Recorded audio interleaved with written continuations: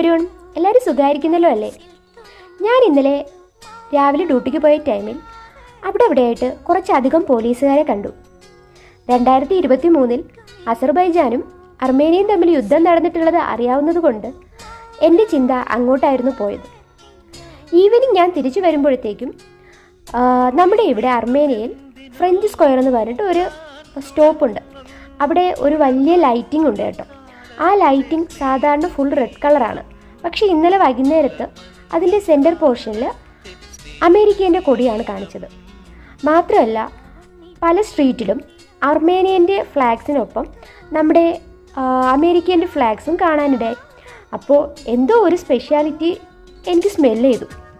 ഞാൻ ഇന്ന് ഡ്യൂട്ടിക്ക് പോയ ടൈമിൽ 2 ഹെലികോപ്റ്ററുകൾ വളരെ താഴ്ന്നിട്ട് പോകുന്ന കണ്ടായിരുന്നു. നല്ല ഒച്ചയായിരുന്നു കേട്ടോ.